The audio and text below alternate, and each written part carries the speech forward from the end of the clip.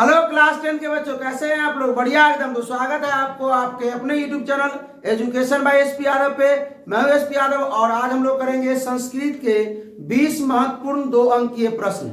आपके Bihar board exam में 2 अंकीय प्रश्न यानी 2 मार्क्स का लघु उत्तरीय प्रश्न जो है वो 16 प्रश्न पूछे जाते हैं, जिसमें से आपको 8 प्रश्न का जवाब देना होता है। अगर ये 20 प्रश्न आप लोग कर लेते हैं तो 8 प्रश्न आपको आसानी से बन जाएंगे। तो चलिए भाई स्टार्ट करते हैं। और इसका हमने पार्ट 1 भी करा दिया है संस्कृत का। ये आज अंतिम युद्ध 10 है, अंतिम युद्ध 5 या 4 में होगा। ठीक है, 20 2 अंकीय संस्कृत का प्रश्न हमने पहले ही करा चुका है। ठीक है, अगर आप लोग नहीं देखे हैं तो उसका लिंक डिस्क्रिप्शन में है, वो भी देख लीजिए। तो 20 प्रश्न वो और 20 प्रश्न ये 40 प्रश्न होगा। अब आपको संस्कृत के 2 मार्क्स का टेंशन खत्म हो गया। ठीक है, तो चलिए भाई सब स्टार्ट करते हैं। पहला क्वेश्चन क्या है? पहला क्वेश्चन जो है, नदी और विद्वान में क्या समानता है? नदी और विद्वान में क्या समानता है? नदी और विद्वान में, अच्छा ये किस चैप्टर से लिया गया है मालूम है? मंगलम पाठ से। मंगलम पाठ में, अच्छा देखिए, ये जरूरी नहीं कि 20 प्रश्न है, 20 प्रश्न में कम से कम 50 को हम लोग ऑब्जेक्टिव के साथ साथ कर लेंगे। ऑब्जेक्टिव बता रहे हैं, ठीक है, तो ध्यान से देखिएगा। स्क्रीनशॉट लेने की आवश्यकता नहीं है, स्किप करने की आवश्यकता नहीं है, पूरा देखिए। ऑब्जेक्टिव के साथ साथ हम लोग ऑब्जेक्टिव भी कर चलेंगे। ठीक है, चलिए। तो अब ये जो है आपका ये पाठ जो है मंगलम पाठ से लिया गया है। ये क्वेश्चन मंगलम पाठ में कितने मंत्र संकलित है? उपस्थित 5 मंत्र है। ठीक है, और कितने उपनिषद है? 4 उपनिषद है, क्योंकि 2 मंत्र जो है ना एक उपनिषद से ले लिया गया है। ठीक है, अच्छा मंगलम पाठ के क्या, मंगलम पाठ के जो है वो रचयिता जिसको कहते हैं, लेखक कौन है? कौन है? वेद व्यास नहीं, काफी विद्यापति बोल रहा है। सुनो, ध्यान दे। तो चलिए, ये नदी और विद्वान में क्या समानता है हम लोग देखते हैं। ठीक है, तो आइए। जिस प्रकार प्रवाहित नदियां समुद्र में मिलकर उसका आकार ग्रहण कर लेती है, उसी प्रकार विद्वान ईश्वर के दिव्य प्रकाश में मिलकर ना जीव योनि से मुक्त हो जाता है ना। या ये भी लिख सकते हैं कि जिस प्रकार जो है नदियां अपना नाम और रूप को छोड़कर समुद्र में मिल जाती है, उसी प्रकार जो है जो पुरुष जो है, महान पुरुष, वो क्या करता है? और दिव्य ना ब्रह्म को प्राप्त कर लेता है। शुरू किया जाए अगला क्वेश्चन। अगला है, आत्मा का स्वरूप कैसा है? आत्मा का स्वरूप और वह कहाँ रहता है, कहाँ रहती है? ठीक है, ये भी किस पाठ से है? मंगलम पाठ से है। तो चलिए, सबको पता है कि आत्मा कैसा है? आत्मा अणु से भी सूक्ष्म है, यानी अणु से भी छोटा है ना, एकदम सूक्ष्म से सूक्ष्म है। ठीक है, और वह प्राणी के हृदय रूपी गुफा में रहता है। ये भी पढ़े हुए हैं चैप्टर में। चलो अगला प्रश्न करेंगे हम लोग ना। चंद्रगुप्त मौर्य के काल में पाटलिपुत्र की रक्षा व्यवस्था कैसी थी ना? तो कैसी थी? अच्छा, इस किस चैप्टर से लिया गया है क्वेश्चन? ये पाटलिपुत्र वैभव से लिया गया है। ठीक है, अरे लड़की क्या कर रही है तुमने? पाटलिपुत्र वैभव से लिया गया है चैप्टर। ठीक है, अच्छा पटना का इतिहास कितना वर्ष पुराना है? अच्छा, भगवान बुद्ध जो है अनेकों बार कहाँ आए थे? पटना में। चलिए, भगवान बुद्ध ने पटना के बारे में क्या क्या कहा था, किसको मालूम है? चल बोलो, जोर से बोलना। आग, बाढ़ और अग्निदाह से और सदैव अपने आपसी झगड़े से पीड़ित रहेगा। चलिए, एक दिन महानगर होगा और आग ना, आग बाढ़ और ये सब जो ना से पीड़ित रहेगा आपसी झगड़े से। चलिए, तो हम लोग शुरू करते हैं। बढ़ जा। पाटलिपुत्र वैभव पाठ में बिहार के राजधानी पटना के प्राचीन महत्व का निरूपण है। ठीक है, सुनिए, हम लोग भी बिहार राज्य के हैं ना, हम लोगों के राज्य की राजधानी पटना है ना। ऐतिहासिक परंपरा से आधुनिक राजधानी के प्रसिद्ध स्थलों का निरूपण किया गया है। चंद्रगुप्त मौर्य के समय यहाँ का शोभा व्यवस्था जो था तथा रक्षा व्यवस्था उत्कृष्ट था ना। चंद्रगुप्त मौर्य के समय में जो पटना का जो रक्षा व्यवस्था था और शोभा व्यवस्था था, जो क्या था, वो उत्कृष्ट था, अच्छा था। अशोक के समय और समृद्ध हो गया। के आइए, अब आइए, अलस कथा का क्या शिक्षा या संदेश है? मतलब अलग, यही क्वेश्चन है, अलस कथा से हमें क्या शिक्षा मिलती है? कि अलस कथा पाठ से हमें तो ये चैप्टर किससे अलस कथा से लिया गया है। अच्छा, अलस कथा में कितने आलसियों का वर्णन है भाई? 4 आलसी। ये बात बताइएगा कि अलस कथा पाठ के लेखक आए कौन? तने जोर से बोलवा तो मैं सुनाई दी। विद्यापति है। अच्छा, मंत्री कौन रहता है इसमें? प्रधानमंत्री लगा लेंगे वीरेश्वर। चलिए, अच्छा ये बताइए कि आपको पता है कि इसमें जो है जो आलसी होते हैं 4 आलसी, उसमें से उसको जो जब आग लगता है तो बाहर कैसे निकाला जाता है? आग लगता है तो उसके सैनिक बाहर निकालते। कैसे निकालता है बाहर? उसको चोटकी पकड़ के बाहर निकालता है। चलिए ठीक है, ये सब ऑब्जेक्टिव क्वेश्चन में आता है, याद रखिएगा। ठीक है, चलिए बढ़ जाइए। अच्छा, आग कब लगाया जाता है? जब सो रहे थे। चलिए ठीक है। अलस कथा का संदेश है कि आलस्य एक महान रोग है, महान शत्रु है। यहाँ रोग को हम शत्रु भी लिख सकते हैं। आलस्य जो है बहुत बड़ा शत्रु है कि आलसी का सहायक प्रायः कोई भी नहीं होता है। कौन होता है? जो दयावान होता है। के दयावान कौन थे? वीरेश्वर के ना।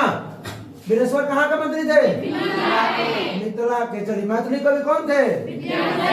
विद्यापति। चलिए, जीवन में विकास के लिए व्यक्ति का कर्मठ होना, कर्मठ मतलब कार्य करने वाला ना, कर्मठ होना अति आवश्यक है। अत्यावश्यक मतलब अति आवश्यक है, बहुत जरूरी है कर्मठ होना। ठीक है। आलस्य शरीर में रहने वाला महान शत्रु है। शरीर में रहने वाला बहुत बड़का शत्रु है ये। आलस्य नहीं रहना चाहिए किसी को, जिससे अपना परिवार का और समाज का विनाश अवश्य ही होता है। जो आलसी है वो विनाश होगा ही। अगर मान लीजिए कोई काम करने के लिए कहे के तो वो आलसी रहेगा तो छोड़ देगा, नहीं करेगा वो ना।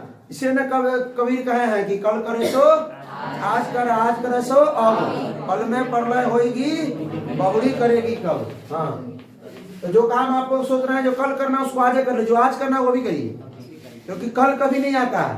ठीक है। एक दुकान पे लिखा हुआ था आज नगद कल उधार। तो एक आदमी सोचता है ऐसे मंटुआ ऐसा आदमी रहता है, वो सोचता है क्या कि अब बिहान तक उधार हम पक्का ले लेंगे। बिहान में ले जाता है तो फिर लिखा बोर्ड पर देखो आज नगद कल उधार, आज उधार ले लो, आज नगद ले लो, कल उधार लेना। फिर मंटुआ सोचता है कल लेवे करेंगे उधार, जाते हैं कल आएंगे। कल आता है फिर देखता है कि आज नगद कल उधार, तो कल कभी नहीं आएगा। ठीक है, समझे मंटू? तो परसों ना उधार देगा।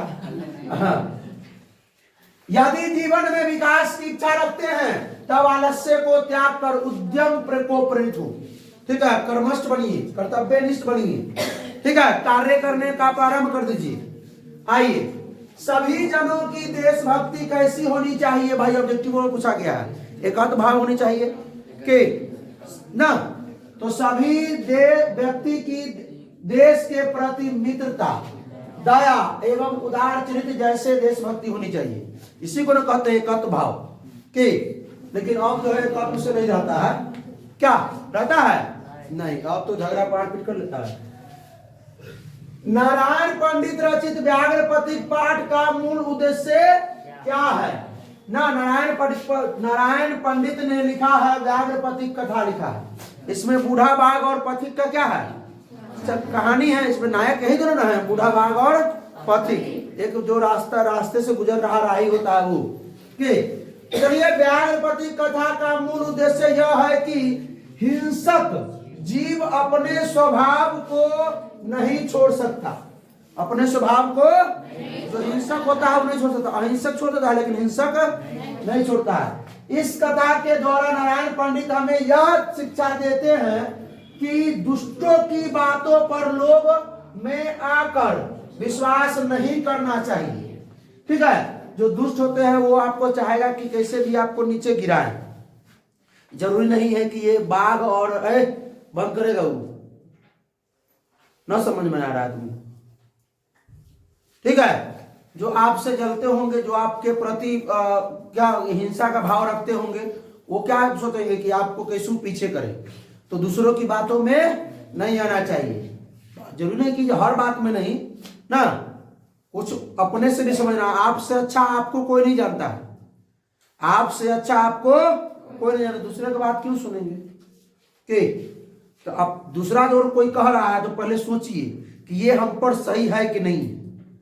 ये जो दूसरा हमको कह रहा है, क्योंकि बहुत कुछ है जो दूसरा कहता है तो दूसरा सीख के करते हैं, माता पिता भी करते हैं, आपके गुरु कहते हैं, आपके अगल बगल वाले कहते हैं, तो उसको पहले सुनिए कि हम पर ये सही होगा कि नहीं होगा, उसके बाद उसको कीजिए। ठीक है, ये नहीं जो दूसरा कहा उसको करना। आए कहेगा मंटुआ आ जाइए बकरी चौक पर, तो चल जाइए, तो बकरी चौक पर कला बुला रहा है कि विशलवा, हो विशलवा बुलाएगा, आ जाइए आ जाइए। सोच समझ कर, अरे समझ कर, सोच समझकर ही काम करना चाहिए। इस कथा का उद्देश्य मनोरंजन के साथ साथ व्यवहारिक ज्ञान देता है। मनोरंजन भी थोड़ा कराता है, क्योंकि सोने का कंगन का न लोभ करता, ना ही वो आदमी को बाघ जो है चिलटा देता है। पर आदमी रहता है, पति क्यों रहता है? पति का आदमी रहता है, तोरे से रहता है मूर्ख। ओकरा कहता है कि सोने के कंगन देंगे, तू आओ। बहुत बड़ी बड़ी ज्ञान की बातें वहां करता रहता है कि पहले हम बहुत मतलब बहुत पाप किए हुए हैं, बहुत को खाए हुए हैं, लेकिन अब हम अपने पाप को खत्म करना चाहते हैं ना। कैसे कैसे करके उसको लुभा लेता है। क्या पढ़ेंगे बड़े कहानी? विश्व शांति पाठ का 5 वाक्यों में, विश्व शांति पाठ है कितने भागों पर जाना है? विश्व शांति में जानवर कर देखा लिया। शांति एक बात है, अशांति का कि देश में कितने अशांति है सो है। तो आज विश्व भर में विभिन्न प्रकार के विवाद छिड़े हुए हैं, मतलब विवाद है फैले हुए हैं। देशों में आंतरिक और बाह्य अशांति फैली हुई है, देश में बाहर भी और देश के हाँ वो अशांति एकदम फैला हुआ है। सीमा नदी जल, सीमा जो है नदी दल, धर्म दल इत्यादि को लेकर, सीमा को लेकर के, रास्ता को लेकर के एक दूसरे देश के बीच में जो सीमा है, जैसे भी कश्मीर, भारत और पाकिस्तान को लगातार हो रहा है कि नदी जल को लेकर के भी हो रहा है, धर्म को लेकर के भी हो रहा है ना, अपना अपना दल को लेकर भी हो रहा है ना। लोग स्वार्थ प्रेरित होकर अहिंसू बने हो गए हैं। ठीक है, अब इधर सुनिए, असहिष्णु हो गए हैं। ठीक है, मतलब एकदम समझिए ना कि निर्दयी, समझ रहे, निर्दयी हो गए हैं। ठीक है, इससे अशांति का वातावरण बना हुआ ना। जब लोग सोच रहा है कि नहीं ये सिर्फ हमारा होना चाहिए, सिर्फ हमारा होना चाहिए, धर्म के बारे में लोग सोचते हैं कि सिर्फ हमारा धर्म होना चाहिए, तभी तो दूसरे धर्म वाले से लड़ाई करते हैं। क्या इस जमीन को लेकर सोचते सिर्फ हमारा जमीन होना चाहिए, दूसरे जमीन वाले से लड़ते हैं। गाड़ी को सोचते सिर्फ ये गाड़ी हमारा होना चाहिए, तो वही बात है। समाज में सिर्फ हमारा समाज के नाम, दूसरा समाज के नहीं होना चाहिए। तो इसीलिए लोग जो है क्या हो चुके हैं, स्वार्थ प्रेरित, मतलब स्वार्थी हो चुके हैं। इस समस्या को उठाकर इसके निवारण के लिए इस पाठ में वर्तमान स्थिति का निरूपण किया गया, मतलब कुछ इसका शोध जो है बताया गया है इस पाठ में कि किस प्रकार इससे अशांति को दूर किया जा सकता। आइए, आर्य समाज की स्थापना का मुख्य उद्देश्य क्या है? अच्छा, आर्य समाज के स्थापना किसने किया? स्वामी दयानंद। स्वामी उनका बचपन का नाम क्या था? मूल शंकर। स्वामी दयानंद मूर्ति पूजा के विरोधी कैसे बने? जब रात्रि के समय में उनके यहाँ रात्रि जागरण था, शिव जी का मतलब क्या, शिवरात्रि के समय, तो चूहा जब मूर्ति पर से प्रसाद उठा के खा लिया तो उनको लगा कि अगर भगवान होते तो वो मतलब चूहा को प्रसाद नहीं खाने देते, क्योंकि तो भगवान का हिस्सा है ना। क्या, तो यही समझ करके उनको जो है वो मूर्ति पूजा के विरोधी बन गए। आर्य समाज का स्थापना कब हुआ? 1800। और अब कहां पर हुआ? सबसे पहले मुंबई में। कहां हुआ?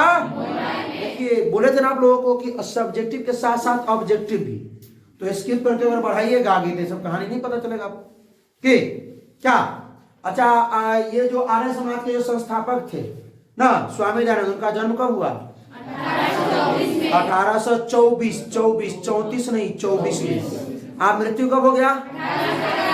1883 में। इनके मृत्यु के बाद इनके अनुयायियों द्वारा किस विद्यालय का मतलब स्थापना किया गया?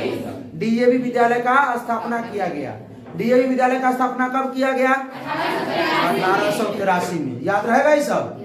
अच्छा, स्वामी दयानंद के गुरु जी का नाम क्या था? स्वामी बिरजानंद। चलिए भाई तो पढ़ते हैं इसको।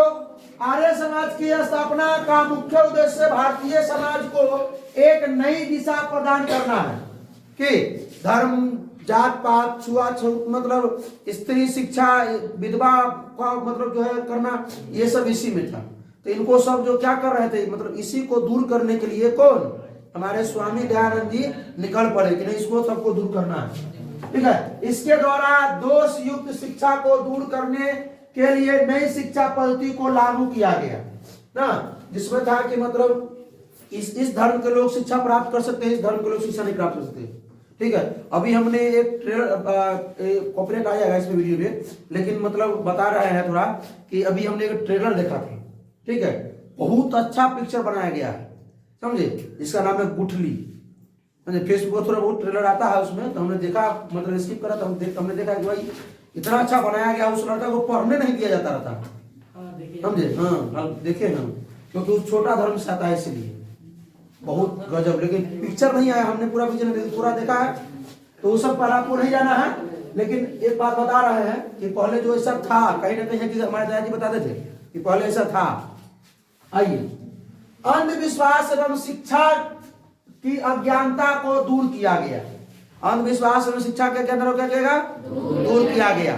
ठीक है, वर्तमान शिक्षा पद्धति और समाज के परिवर्तन में, ठीक है, स्वामी दयानंद सरस्वती और आर्य समाज का योगदान सराहनीय है। मतलब एकदम बहुत ज्यादा उनका जो है योगदान रहा इसमें ना, किसमें, ये आर्य समाज को स्थापना करने में। और आर्य समाज से ये चीज हुआ कि जो है स्त्री शिक्षा भी लागू हुआ, जो विधवा को जो है मतलब क्या करते दोबारा शादी करने का भी मतलब नियम लागू किया गया ना। धर्म के जो सभी जात धर्म को जो अलग अलग थे उसको भी कुछ परिवर्तन हुआ कि सभी जात को मान्यता बराबर मिलनी चाहिए। ये मतलब ये लोग किया किसमें, आर्य समाज में। देव व्रत की प्रतिज्ञा क्या थी विशाल, तुम भी देव व्रत की तरह प्रतिज्ञा करो विशाल बात। देव व्रत की प्रतिज्ञा क्या थी, देखिए, देव व्रत ने प्रतिज्ञा की कि मैं आजीवन ब्रह्मचर्य व्रत रखूंगा ना, सत्यवती का पुत्र ही राज्याधिकारी होगा।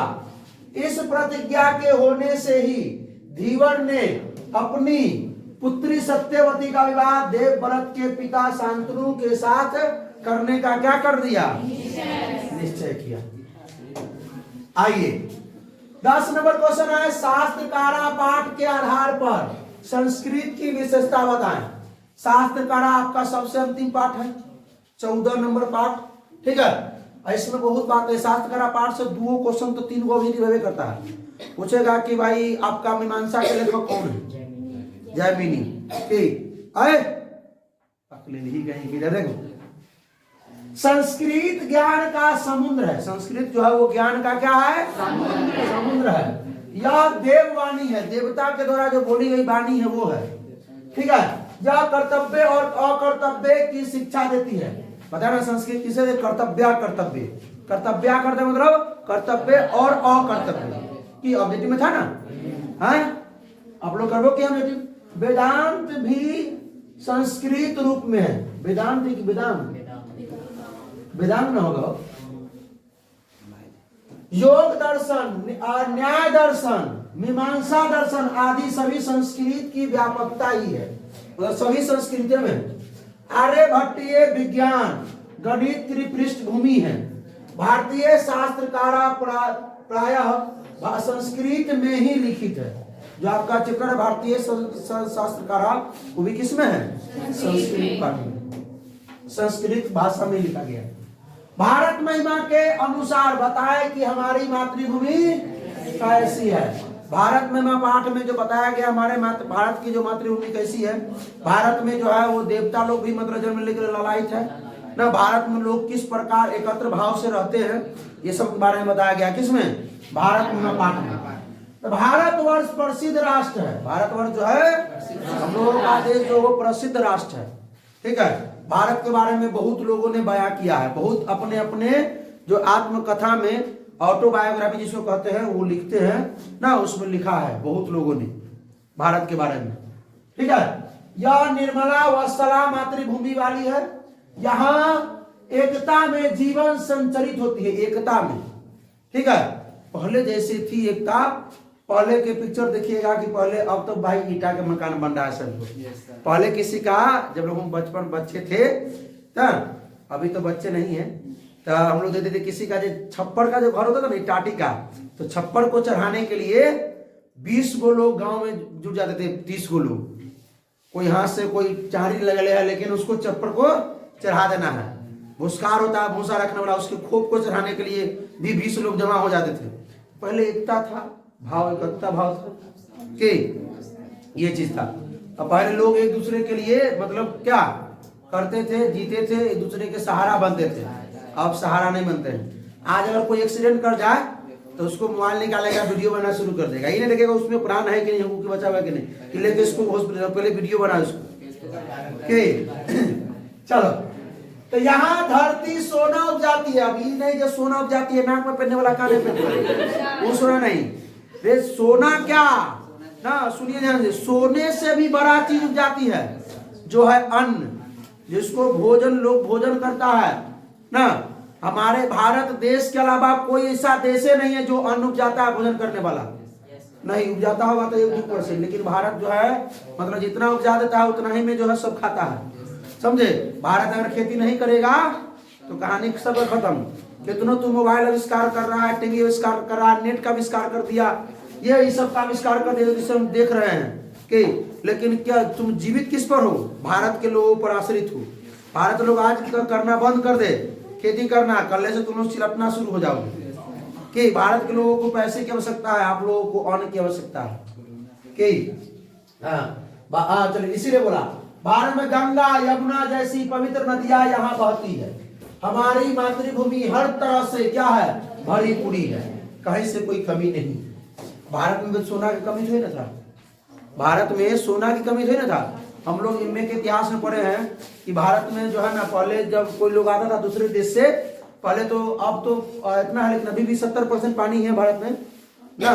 जो थल है, जल है 70%, थल है 30%, 71% और 29% के आसपास, समझे। तो पहले इतना घर और जमीन नहीं था, समझे, पहले सिर्फ नदी ही नदी था। तो पहले दूसरे देश के लोग भारत में जो आते थे बिजनेस करने के लिए, तो यहाँ के जो राजा लोग थे उनके स्वागत में एक एक नाव सोना चांदी हीरा जवाहरात भर देते थे, एक एक नाव स्वागत में, जो कर कुटुंब आए हमारे लिए, हाँ वो हमारे देश के लिए वो कुटुंब है ना, ले जाइए। सोना भर भर कर जहाज जहाज जहाज भर भर कर देते थे, सोना पूरा इतना, हाँ समझे, यहाँ के लोग देते थे।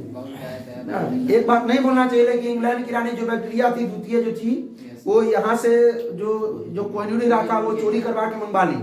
अब कहती है कि जो नहीं मैंने खरीदा है इसको, हम नहीं देंगे। वो भारत में ही, पूरा विश्व में एक ही देश है भारत जहाँ पे कोहिनूर हीरा पाया जाता था, वो मिल जाएगा। प्रधानमंत्री जब तक है तब तक वो आ जाएगा कोहिनूर। अभी तो बहुत कुछ हुआ, आएगा। आइए देखते हैं, सब बात दूर की बात है। विवाह संस्कार एक पवित्र संस्कार है, कैसे स्पष्ट करें। तो विवाह संस्कार के बारे में लिखना है कि विवाह संस्कार क्या क्या होता है, बताएगा विशाल? बताओ, विशाल की शादी ब्याह भेल है, बता सकते।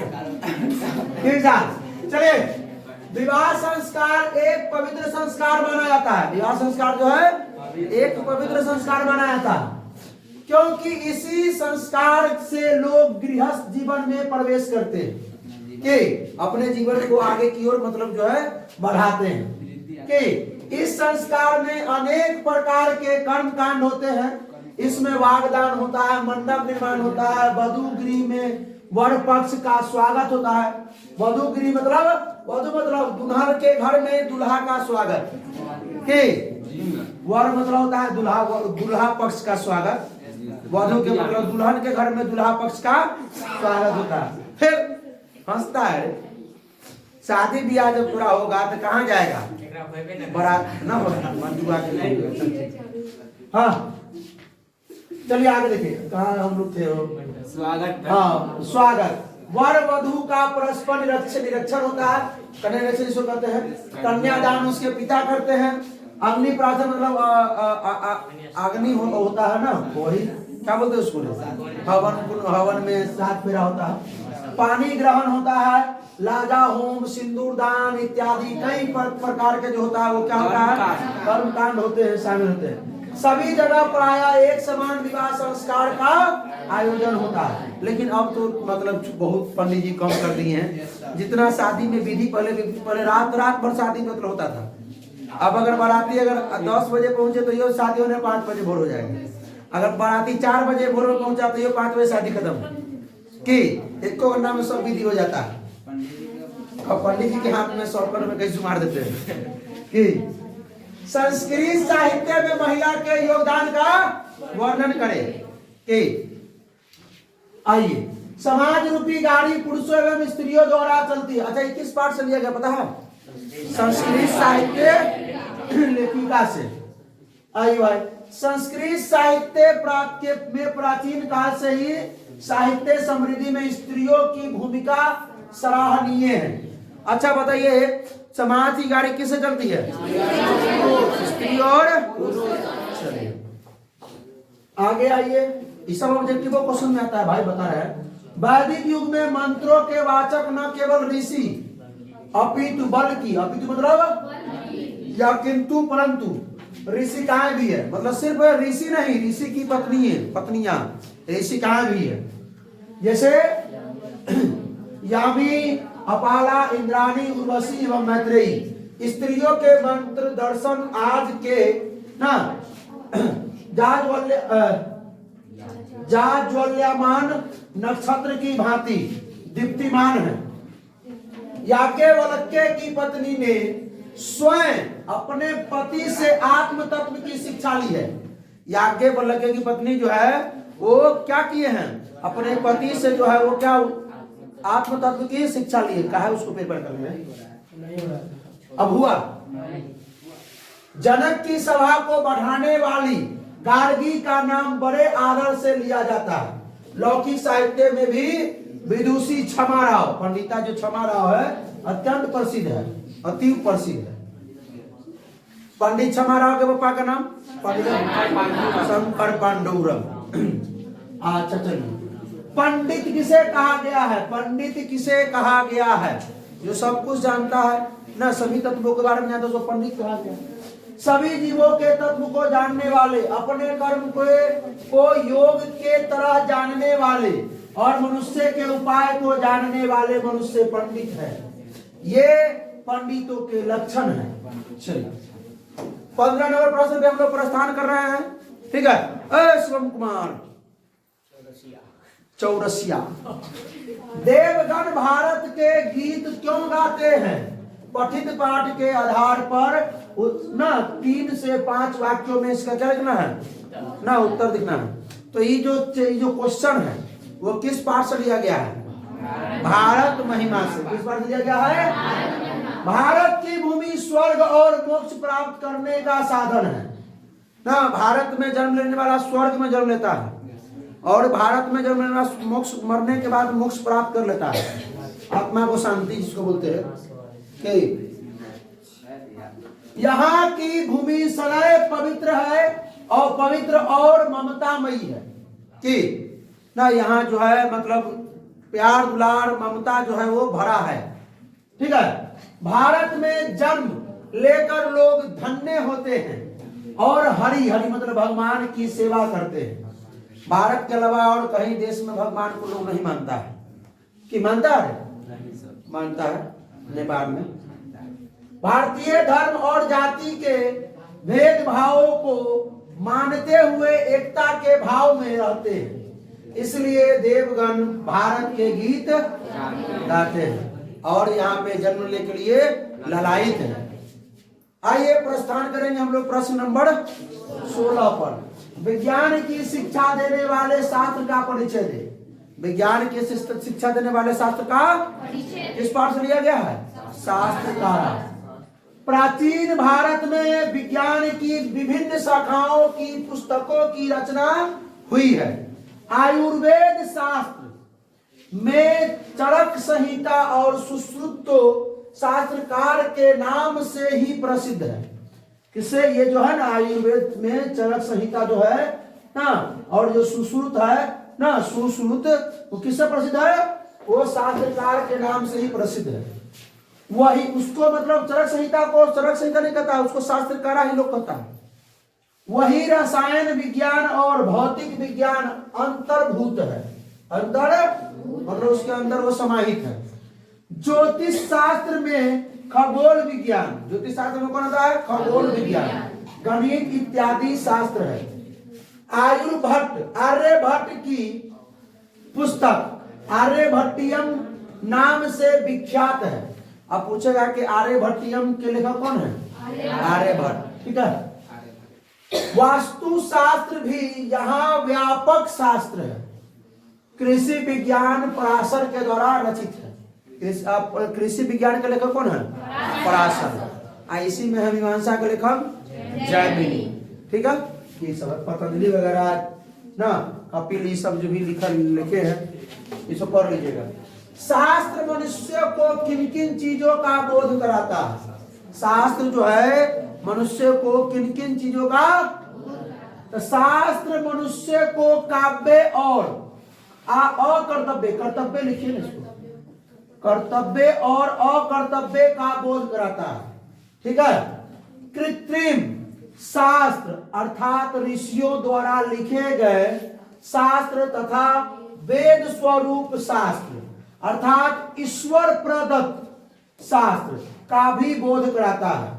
यानी ऋषियों द्वारा जो लिखे गए शास्त्र, वेद के स्वरूप जो शास्त्र है, वो भी ईश्वर प्रदत्त, ईश्वर ने जो प्रदत्त किया है, जो लिखा है, जो बोला है, जो दिखाया है, वो भी शास्त्र का बोध कराता है। ठीक है। शास्त्र जो है रामायण कृत्रिम शास्त्र तथा वेद स्वरूप शास्त्र है। ठीक है। रामायण कैसा शास्त्र है? कृत्रिम शास्त्र है। और वेद कैसा शास्त्र है? वेद स्वरूप शास्त्र है। इसके अतिरिक्त ऑब्जेक्टिव पूछ सकता है, रामायण कैसा शास्त्र है और वेद कैसा शास्त्र है? याद रहेगा?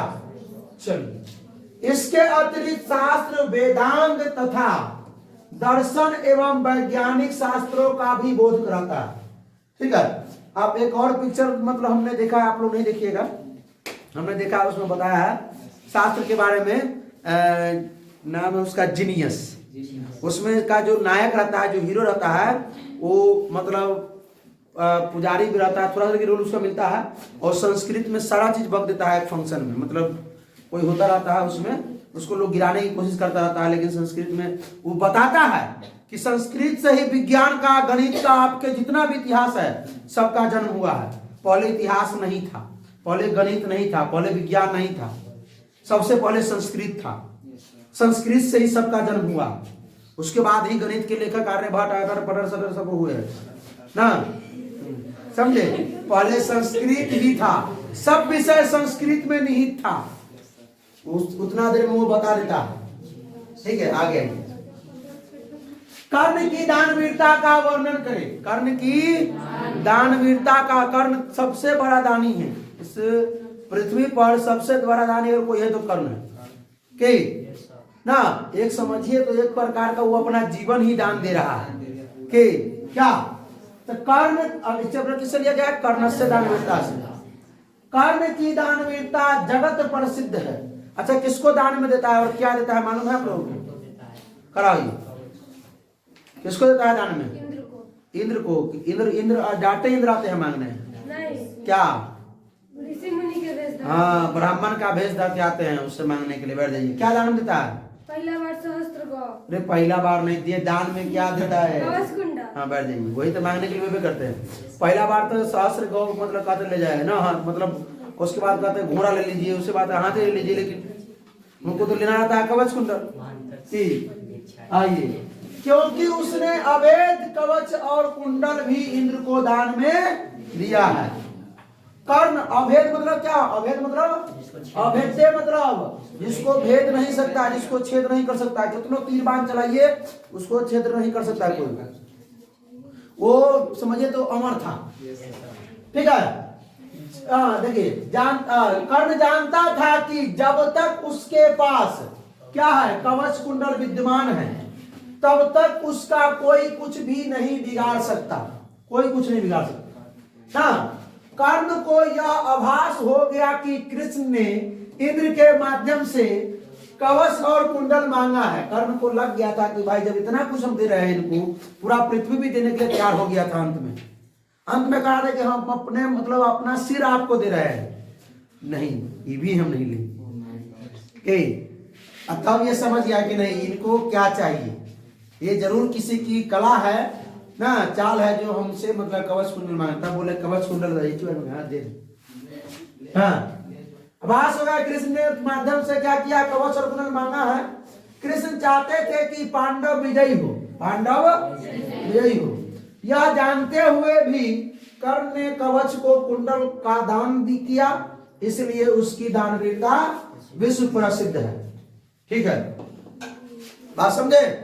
जैसे इसमें अगर कृष्ण नहीं होते तो महाभारत में पांडवों की जीत होती नहीं, कौरवों जीत जाता। ठीक है, रामायण में राम की कभी जीत होती, अगर हनुमान नहीं रहते तो नहीं जीत होती। तो कहीं ना कहीं जो है कि ना हनुमान नहीं, विभीषण नहीं होता था, विभीषण ही पूरा भेद बता रहा था ना। लंका का नगर रावण से बड़ा शक्तिशाली, रावण से मतलब बड़े बड़े देवता लोग भी मतलब कांप उठते थे, क्योंकि बहुत बड़ा परिश्रम, बहुत विद्वान था, बहुत ज्ञान था उसके पास शास्त्र का, शिव जी का भक्त था। हाँ, बहुत ज्ञान था। उनको हराने के लिए देवता लोग भी चाल चलते थे कि किस प्रकार रावण को पराजित किया जाए, नहीं होता था। तो उनके यहाँ का विभीषण मतलब समझ आकर के कहा कि रावण मरता नहीं कभी, लेकिन कहा कि उसका प्राण जो है नाभि में है, वहां पे मारिए तब मरेगा, नहीं मरता। आइए, वही बात होता है। वो कहीं ना कहीं देखिए एक और चीज बता, बहुत बड़ा वीडियो हो जाएगा, सुनिए। रामायण हमने 2-3 बार देखा है, उससे हमें यही शिक्षा मिली है। वो हम मतलब देखिए टीचर का काम है, सिर्फ उसका भगवान है शिक्षा देना, पढ़ना पढ़ाना। ठीक है, समझे। हम भगवान को मानते भी है, नहीं भी मानते हैं, हमारा काम यही है कि हमारा जो भगवान है वो शिक्षा देना है बच्चों को, बस यही। उससे हमें यही शिक्षा मिली है कि दो भाइयों के बीच किस प्रकार का प्रेम होना चाहिए। अभी के भाई उस प्रकार का प्रेम है नहीं है। क्या पिता का आज्ञा का पालन किस प्रकार पुत्र करता है, वो शिक्षा हमको मिला कि पिता के वचन के लिए पिता का एक बात कहे हुए और पुत्र जो है मतलब पूरा राजपाट त्याग करके वन में निकल जाता है। भाई भाई का प्रेम 2 जगह दिखाया गया, राम और लक्ष्मण का प्रेम। लक्ष्मण जो है अपना विराट पाठ छोड़कर किसके साथ चला जाता है, राम के साथ। दूसरा भरत का प्रेम, भरत ऐसा भाई मिलना मुश्किल ही नहीं, नामुमकिन है। भरत ने जब राम चले गए तो भरत क्या किया, वो राजपाट को छोड़ करके वो भी क्या किया, वनवास की जिंदगी बिताया, उतना राजपाट को त्याग करके। तो भरत ऐसा भाई जो है वही मिलना मुमकिन ही नामुमकिन है। और अंत में बताता है कि असत्य पर सत्य की विजय। तो यही 2-3 शिक्षा हमें मिली है उतना बड़ा रामायण देखने से, समझे। तो वो अलग चीज है कि भगवान का मतलब रूप सबको दिखाया गया है कि भगवान राम है, ये है कि हम भी मानते हैं कि भगवान राम है, लेकिन हमें उस चीज से हमें यही शिक्षा मिली है कि उसमें भाई भाई के प्रति प्रेम, पिता पुत्र के प्रति प्रेम ना, और भाभी देवर के प्रति प्रेम। देवर ने भाभी को कभी देखा नहीं कि ये चीज बहुत बताया गया है उसमें, सही से उसको देखा जाए रामायण को और ज्ञान के ना। और आपको बहुत ऐसा पिक्चर बनता है जिसको फिल्म को आप लोग देखते हो, मूवी को, तो वो भी मतलब कुछ न कुछ कारण से बनाता है कि तो नॉलेज के लिए। राम प्रवेश की जीवनी पर प्रकाश डाले, राम प्रवेश की जीवनी पर प्रकाश डाले। राम प्रवेश जानबे करते हैं, बहुत बहुत बहुत गरीब, बहुत कष्टमय जिंदगी। उनका घर कहाँ था राम प्रवेश राम का, बीकनटोला में। बीकनटोला से बाहर ही था। बीकनटोला से कितना दूरी पर विद्यालय बनाया गया था, किसने उसका स्थापना करवाया था, किसके द्वारा, प्रशासन द्वारा। ठीक है, बीकनटोला से कुछ दूर। ठीक है, चलिए। राम प्रवेश का नाम बिहार राज्य के अंतर्गत बीकनटोला नामक गांव में हुआ था। ठीक है, अच्छा एक और बात, राम प्रवेश राम का जो घर था वो कैसा था, कोई बताएगा? कुटी था, कुटिया था, झरझर था, कि ना, और धूप से तो बचा सकता था लेकिन बारिश से नहीं। वे पुस्तकालयों में अनेक विषयों की पुस्तकों का अध्ययन किया करते थे। वे अध्ययन को छात्रों की पूजा मानते थे। अपन तभी तो पूजा मानते, तभी तो मतलब क्या किए कि वो इतना आगे तक, इतना लेवल से निकल करके इतना लेवल तक पहुंचे जहां तक आंकड़ा नहीं लगाया जा सकता। इतना कष्ट में होते हुए भी मतलब उतना तक पढ़े हो कि अपने परिश्रम के परिणाम स्वरूप केंद्रीय प्रशासनिक सेवा की परीक्षा में सर्वोच्च स्थान प्राप्त करने में वो सफल रहे। ठीक है, उनका एक छोटा सा गांव के बिहार राज्य के, हम लोग बिहार राज्य में है, एक ऐसा सा छोटा सा गांव में रहते हैं थे, वो हकीकत कहानी है, जहां पे लोग पहुंचता नहीं थे। बहुत छोटे से गांव में बहुत गरीबी ना, इलाज के बिना लोग मर जाता था, ठंड लग कर लोग मर जाता था, गर्मी से तरफ के मर जाता था। ठीक है, भूख के बिना मतलब भूख से मर जाता था लोग, अन्न खाए बिना। ऐसा स्थिति था उस गांव का। चलिए, स्वामी दयानंद पाठ के 5 वाक्यों में परिचय दे। तो स्वामी दयानंद ने आर्य समाज की स्थापना किया, किस प्रकार वो मूर्ति पूजा के विरोधी बने, तो वही सब बात। और जरूरी नहीं है कि आप यही लिखे, आपको और कोई दूसरा 5 वाक्य मालूम है तो वो लिख दे। जैसी 5 वाक्य के बारे में कहे, किसी के बारे में नहीं करें, तो जरूरी नहीं कि जो हम सब लिखे वही आपको लिखना है, आप भी अपना मन से लिख सकते हो। 19वीं शताब्दी में अति आविर्भूत समाज सुधारक में स्वामी दयानंद अति प्रसिद्ध है। स्वामी दयानंद ने किस प्रकार है समाज की स्थापना किया। इन्होंने रूढ़िग्रस्त समाज, और रूढ़ी मतलब समझ रहे ना, वो क्षतिग्रस्त जो समाज था ना, एक दूसरे से जो अलग रहते थे ना, उसको रूढ़ कहते हैं। रूढ़ संख्या जो पढ़वे किए होंगे। विकृत व्यवस्था पर क्या किया, कठोर प्रहार करके आर्य समाज की स्थापना की। जो विकृत व्यवस्था था, जो उथल पुथल व्यवस्था हो चुकी थी, उस पर प्रहार किया और आर्य समाज का स्थापना कराया, जिसकी शाखाएं देश विदेश में शिक्षा सुधार के लिए भी प्रयत्नशील रही है। शाखाएं मतलब उनके लोगों ने, उनके विद्यालयों ने ना, आर्य समाज के लोगों ने, आर्य समाज के द्वारा जो विद्यालय स्थापित करवाया गया ना, वो लोगों ने जो है क्या किया था, ये धर्म सुधार, शिक्षा सुधार, ये सब में दोषपूर्ण शिक्षा था, उस सबको सुधार करने में लोग प्रयत्नशील रहा है। लगातार लोग प्रयास करते रहे। शिक्षा व्यवस्था में गुरुकुल पद्धति का पुनरुद्धार करते हुए इन्होंने आधुनिक शिक्षा के लिए क्या किया, डीएवी विद्यालय जैसी संस्थाओं की स्थापना को प्रेरित किया। और स्थापना कौन किया था, उनके अनुयायियों ने, स्वामी दयानंद के डीएवी विद्यालय का स्थापना 1800 ईस्वी में, 1883 में। आर्य समाज का स्थापना हुआ था 1875 ना, आर्य समाज का स्थापना 1875 ईस्वी में। सबसे पहले कहाँ हुआ था, मुंबई में। ठीक है, आई मरे भी थे कब, स्वामी दयानंद 1883 में। स्वामी दयानंद का जन्म 1824 में, स्वामी मृत्यु हुआ नहीं 1883 में। डीएवी विद्यालय का भी स्थापना 1883 में। ठीक है, इनके गुरु कौन थे, स्वामी बिरजानंद। इनका जीवन चरित्र प्रस्तुत पाठ में संक्षिप्त रूप से दिया गया है ना, लेकिन इनका जीवन चरित्र कहा जाए तो कितना बुक लिखा गया है इनके जीवन के बारे में। चलिए भाई, तो बहुत बहुत धन्यवाद। ठीक है, आपको वीडियो कैसा लगा, अच्छा लगा तो अपने दोस्तों के साथ शेयर कीजिए, कोई प्रॉब्लम हो तो कमेंट कीजिए और बताइए कि किस विषय का आपको वीडियो चाहिए, ऑब्जेक्टिव सब्जेक्टिव 2 मार्क्स 5 मार्क्स। ठीक है, तो भाई मिलते हैं फिर अगले वीडियो में, तब तक हंसते रहिए, मुस्कुराते रहिए, पढ़ाई करते रहिए, रिवीजन करते रहिए। All the very best.